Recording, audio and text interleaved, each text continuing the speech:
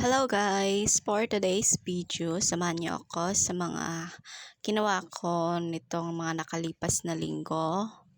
At sana bago ang lahat, naway i-subscribe niyo ako dito sa aking YouTube channel, Lizelle Carios Vlog. At also sa aking FB page na LC in Adventures. Please do like, share, and comment. Thank you so much. At yan, gaya na nakikita yan pala si Luna. Siya pala yung anak na nag-iisa ni Sita. Ito si Sita. Ayan, medyo may mga skin problem siya ngayon. Binilhan ko na siya ng spray. At nakatulong naman siya kahit papaano doon sa kanyang mga sugat-sugat. Hindi ko alam kung bakit siya may mga sugat. Siya lang nag-iisang pusa dito na meron talagang mga sugat-sugat. Ayan, nakakatuwa ito kasi nilalaro-laro ko siya dyan ng paa ko. Namimiss ko kasi yung mga pusa doon sa Dubai, yung mga inaalagaan ko. At yan, nilalaro-laro ko siya. Nakalimutan ko palang i-order siya sa Shopee ng, yun ba pwedeng panlaro-laro sa pusa? Ayan, natatawa nga ako kay nanay kasi medyo naiinis siya kasi kung saan siya pupunta rin si Luna, pupunta siya sa kanan, pupunta rin si Luna doon sa kanan, pupunta sa kaliwa, pupunta rin siya sa kaliwa. Ayan, medyo nasa stage pa siya na kahit naman siguro matanda na yung pusa, laro-laro pa rin sila. Ayan, kakatuwa lang. Alam niyo kasi pag meron kayong alaga sa bahay niyo, tingnan niyo parang nawawala yung mga stress niyo kahit pa paano. Alam naman natin na nandyan pa rin yung mga problema, pero syempre, parang nakakatulong ba sila yung hindi mo masyado maisip kasi may pwede kang pagkaabalahan. Tingnan mo lang sila parang yung pag may baby ka, akala mo naman may anak ka. Ayun, pag may baby ka, parang yung tingin mo ay, napaka naman peaceful lang niya. Tapos yan lang, palaro-laro lang siya. Ayan pala si Rabia. Dati yan ay nawala. Kuting pa siya, tapos buti hinanap ko siya talaga. May nakikita dito sa may labas ng bahay namin. Tapos yun, thankfully, hindi siya yung nasagasaan kasi dito sa tapat ng bahay namin ay waiting shed na at ang daming dumadaang mga tricycle. Ayan, dito, muni-muni lang tayo. Ito pala yung bahay ng aking pinsan na babae. Meron na siyang house and lot, up and down, 2 stories. Ayan, medyo na-amaze ako kasi yun, nakaka-proud na meron kang pinsan na nakaya niya. Siya pala ay single mother, single mom. At nag-birthday nga pala siya nitong nakaraan. Happy birthday, Ate Jess. Ayan. Ang ganda lang. Pag nagkabahay din ako, gusto ko rin yung may terrace. Tapos meron kang upuan, yung table set and chair na siya. Ayun, dito sa part na to, pag may mga bisita siya dito, ina-accommodate kasi malaking space niya. Pwede rin naman sa baba. And it's morning! Good morning, Philippines! Ayan, ang ganda talaga gumising na maaga kahit puyat ka din kagabi. Ayun, sa mga naging trabaho ko din ganun, mas okay na din yung maaga kang gumising kasi parang yung blessing pumapasok sa bahay mo. Tapos maaga mo rin matatapos yung mga gawain mo. Kung may mga extra ka pang kailangan gawin, matatapos mo siya na maaga. Ayan, muni-muni lang tayo dito sa part na to. At nagte-thank you tayo kay Lord for all the blessing He gave to me, to us. Kahit yung may mga panalangin tayo na hindi naman talaga natin pinagdasal pero minsan yun ang binibigay niya. Much better sa kung ano yung ating pinagpipray. Sa part ngayon ng buhay ko, mas sinurrender ko na kay Lord ko naman yung mga susunod pang mangyayari. Alam ko namang hindi niya ako pababayaan at ang pamilya ko. Ayun, thankful lang ako sa mga napagdaanan ko sa buhay na nandito pa rin ako at alive. Thank you, Lord. Thank you so much, Lord. And dito sa part na ito, pauwi na pala kami ng Lucena. Ito yung SM. Kasama ka pala dyan si Mama at si Nanay. Yung tinatawag kong Mama, yung nanay ng pinsan ko na babae na may-ari ng bahay. Ayan, nag-tricycle na lang kami para hindi na to dalawang sakay, baba, sasakay, baba, sasakay, adiyan. Diretso na. Dito sa part na to may bibilhin lang kami. May bibilhin din si Mama. Ayan, alam niyo naman dito sa Lucena, 2 parking at medyo traffic na rin tayo guys. Traffic, sobrang traffic na, lalo na kailangan mo talagang maagang umalis sa bahay nyo kung may lalakarin ka kasi super ang traffic.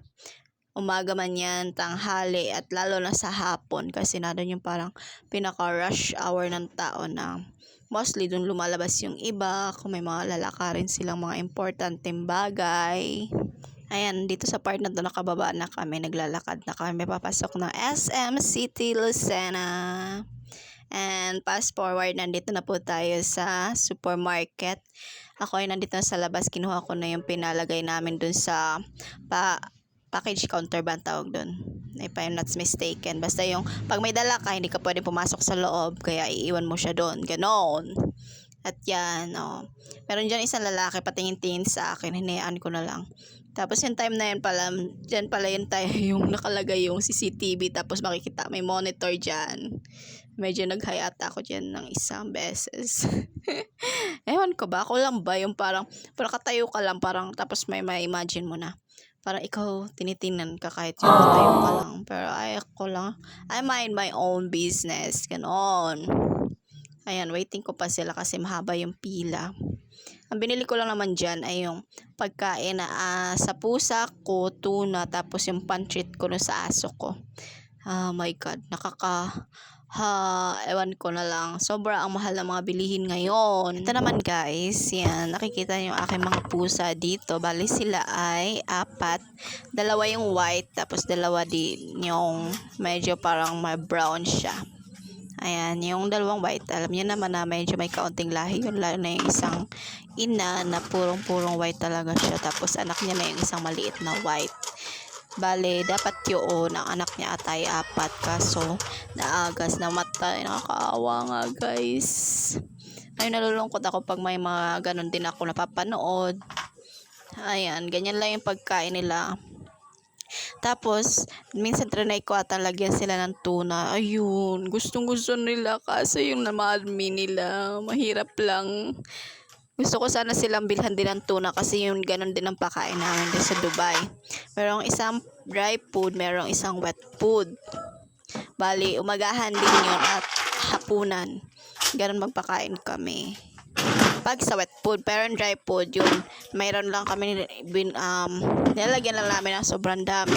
Tapos yun, pag nakita namin paubos na, saka lang namin lalagyan ulit ng panibago. Dito, gusto ko rin sanang gawin yun, kaso, syempre, tayo ay tight yung budget natin. Kaya, ang ginagawa lang namin, nilalagyan lang namin sila ng right amount na morning, lunch, dinner, ganun. Kahit sa aso ko, parang ever since, gano'n naman yung talagang inanong ko sa kanilang diet. Pero gusto ko sana dagdagan sila ng medyo wet food ba. Kasi, yun yung ginagawa ko din sa Dubai. Kaso, syempre, tayo ay wala pa talaga tayo sa budget.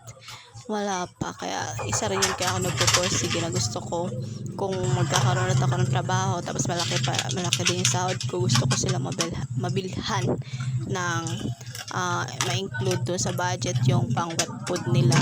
Tapos ito rin si Lala kasi medyo may mga problema sila sa mga skin.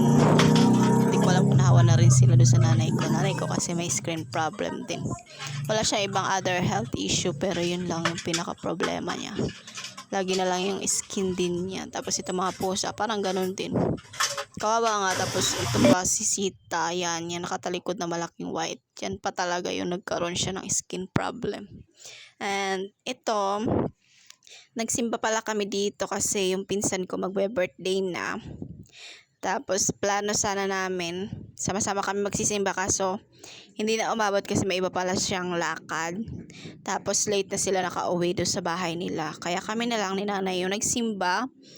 At isa na rin ito sa way ko, syempre may pagkakataon na ako magsimba kasi sa mga nakalipas na taon puro na lang ako trabaho. Ngayon ko lang na-realize na parang yung buhay ko, hindi naman masasabing boring, pero parang gano'n lang yung routine ko, bahay, trabaho. Minsan may mga lakad din naman ako with friends, pero syempre bihira na lang. Ganun pala yun pag medyo nag-matured ka na by age and yung mentality mo rin talagang bihira na yung time mo kasi syempre bawat isa sa inyo ng mga kaibigan mo meron na kayong mga sari-sariling responsibilidad sa buhay, hindi na kagaya dati na yung may responsibilidad na rin ako sa buhay, masabi ko. Kasi syempre naisip ko yung mga bayarin, mga bills ko monthly, pero ngayon mas may dumagdag pang dalawa bayarin monthly. Kasi yung ibang bayarin dito sa bahay namin, mas yung father ko ang sumasagot. Kaya hindi rin masyado mahirap. Pero yung budget ko para sa sarili ko, yun yung parang wala na akong budget sa sarili ko ngayon. Especially pag yung may time na nawawalan ako ng trabaho or natitigil yung trabaho ko. Ayun. Kasi kahit sabihin natin malaki ang sahod ng isang tao, minsan may mga time na kung may mga sinisave man tayo, nagagamit natin yun sa mas kailangang bagay. Yung parang emergency ba siya? Yung mga hindi inaasahan. Ganon. I'm just thankful lang kay Lord dahil sa mga blessings, yung mga magagandang bagay na naranasan ko sa buhay. Nakapag-abroad ako. Tapos, syempre, naisip ko pa rin mag-abroad kasi dito sa atin sa Pilipinas, doon lang tayo sa real talk. Iba nga mga graduate ng college pero hirap pa rin sila makahanap ng trabaho. Kaya yung iba, yung mga college graduate na rin, mas pinipili nila sa ibang bansa kahit mag-start sila sa pinakamababa.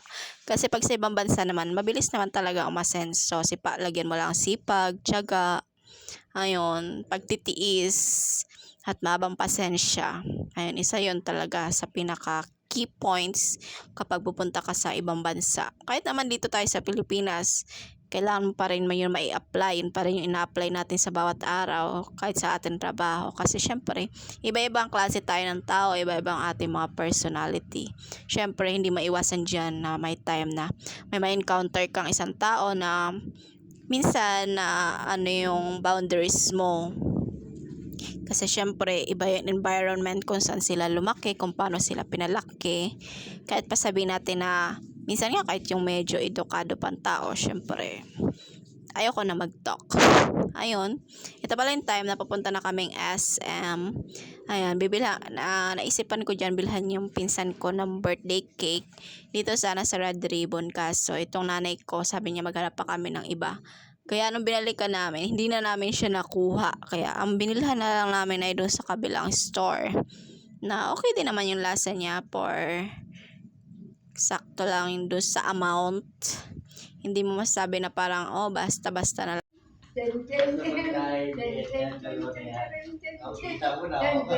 Ay, taas-taas mo.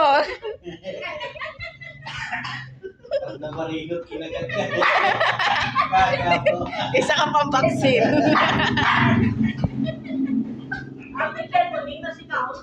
Bigyan mo na kaysa kagating ka yan. Yep. Yung tawa mo mamaya, iyak ka.